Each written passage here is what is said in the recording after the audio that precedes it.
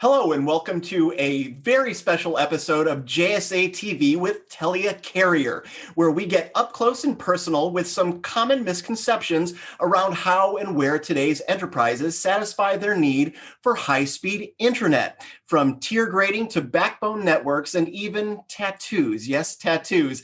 We'll uncover it all today in our discussion. I'm Dean Perrine of JSA, and joining me today is Mr. Mattias Fridström, and he is Telia Carrier's chief evangelist. Mattias is dedicated to spreading the word and his own passion about Telia's impressive networking capabilities. In fact, Mattias once said if he had a tattoo, it would be a network. How's that for dedication to company? Mattias also knows that people aren't as well informed on internet connectivity as they'd like to be. Life just happens to get in the way sometimes.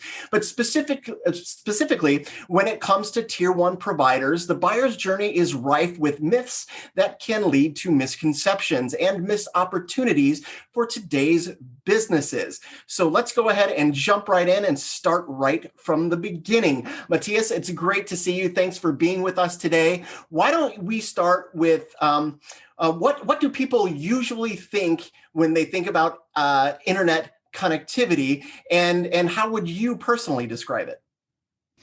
Yeah, that's a good question, and thanks for having me here. So I think that's really a good question, and I think people really take internet for granted. And sometimes I feel that most people feel that everything on internet should be for free, because it's always kind of been for free, and that they should have an upgrade every year of twice the speed and half the cost. And what they don't really realize is that there is a ton of networks behind, roughly more than 100,000 networks connected together. I would say 70,000 of them today are active. And I would say all of them have spent quite a lot of money on building this network for people to use. So I would say the biggest misconception is really that internet should really be everywhere and for free. And that's hard to do because it's hard to be an internet service provider. Yeah, I'm sure. So what is the number one thing that the general population get wrong? I mean, we talked about the fact that they think it should be free and that maybe it's as easy as snapping your fingers to get increased bandwidth and things like that. But what is that number one thing that the general public get wrong? I think it's really that they believe that internet is the same everywhere, and that you should have perfect connection wherever you are. And I think that's the biggest thing. As I said, there are 70,000 networks all connected together. Each one of them is built different. And everyone is connected to either one or many other networks. And the way they connect is typically not in the favor of the traffic, because it's usually in the favor of the cost. Where can I send my traffic at lowest cost? Because if everything is for free, then you need to lower your cost. And I think that's the biggest misconception that people have, that wherever you go, you should have perfect internet. And that's not really true. And also the way you connect to the internet is very different. Depending on what service provider you have, your experience will be very, very different. And that's what people don't really understand. They think everything is internet and it's built by one company and it's just everywhere. So excellent segue. Let's talk a little bit about the many different internet connectivity providers, and the various tiers of providers. Can you tell us what distinguishes, say, a tier one provider versus a tier two or tier three provider? Yeah, no, absolutely. The way internet is divided is that it's divided itself into tier one, tier two, and tier three networks, where the tier one global networks, which is roughly 10 to 15 networks around the world, they are truly global. They're all connected to each other in some shapes or form and kind of forms the internet backbone. Then there are more regional networks. And regions here could be the entire US continent or Europe, but they're more the tier two networks. And then we have country-specific, region-specific, city-specific networks, and that's when tier three, tier four comes in.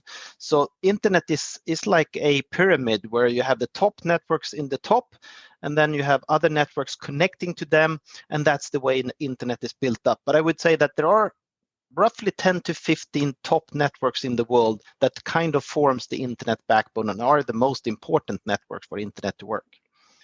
So as far as tier grading is concerned, what are the differences, and what does it ultimately mean for the end user customer?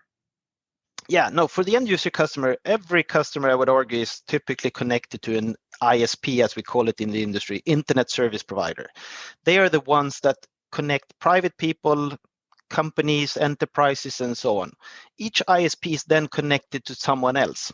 They can be connected to more network or one network, but that's where the important thing comes in. Who do they connect to? They can connect to someone else who's small, and that one is connected to someone small, and that ultimately means that your traffic that you want to reach the internet with will take a very long route to reach whatever you want to see on the internet or consume on the internet. Or if you have an ISP or a service provider that is connected to one of the global networks immediately, you kind of get access to practically everything on the internet with very little delay, and your experience will be very, very different. So that's why it's very important for you to select the right service provider at your home, but that service provider needs also to be connected to the right network, and that's kind of the experience on the internet, and the experience will be very, very different depending on what you do. So do you think the end user customer, be they a residence or a business, do you think they truly understand the importance of having a good ISP, a good internet connectivity provider? Is that changing perhaps? I think so far, I don't think they have been aware of this. I think they've been kind of happy with whatever they've had, because I think internet is the big trust-based network. There are no police, there are no rules on internet. Everyone can build their network in any shape or form they want. But of course, there's some guidelines to follow and so on. But I would argue that the experience they get has been very good, because if internet is best effort so far has been very good. But what I see now coming is that more and more things will be online. More and more companies will be online only. And even enterprises are starting to use internet applications, various applications typically hosted in a cloud service somewhere. That could be Salesforce, it could be Workday, it could be anything, and YouTube and everything is on internet, and more things will be on internet. So I would say this question is becoming more and more important, and we will start to see that some ISPs will fall out because of their bad onwards connections. They're not good enough, and people want really good connections. So I think we will see a more shift towards quality, and you will demand quality, and therefore some ISPs will have it, some will not, but that's gonna shape the market in the future. For sure. And you mentioned cloud and IoT, and there's literally a host of other various applications that are really going to put a significant strain on the internet. That's for another time discussion, but certainly one to be had at a later time. But so in to finalize, to put a button on things, why don't you tell us a little bit about Telia Carrier, and ultimately about a little bit about your network and what you provide for your customers? Yeah, no, absolutely. As I said in the beginning, we're one of the tier 1 providers, one of the 10, 15 largest network in the world. Our network spans the entire globe, and we have presence pretty much in every part of the globe where we can serve our customers from there. Roughly 320 locations where we then accept traffic from other customers and we hand off traffic to others. So our service is to serve the traffic that is, a content provider cannot provide content to every consumer. There needs to be someone in between, and that's us. So that's the service we provide. We make sure that whatever is produced in one part of the country, could be in San Francisco, and that thing could be consumed in Berlin. We take the traffic from San Francisco to the consumer in Berlin. That's our role here. And that's the service. So all these ISPs around, all these tier 2, tier 3 providers, we are the ones that they can come to, and we then make sure that when they provide services to their end customers, they have a global internet offering to their end customers. It's not going to be any glitches anywhere. It's going to be as short as delay as you can have to the best content in the world. And that's kind of Telia Carrier's role in this, one of the 10 largest internet backbone. Currently ranked number 1, but at least in the top 3 of these type of networks. Outstanding. Mattias, thank you very much. We're out of time. Thank you very much for being with us today. I appreciate it. Maybe we should do this again. Yeah, thank you. Thank you very much. I liked it. You bet. And thank you for watching JSA TV. We hope to see you soon.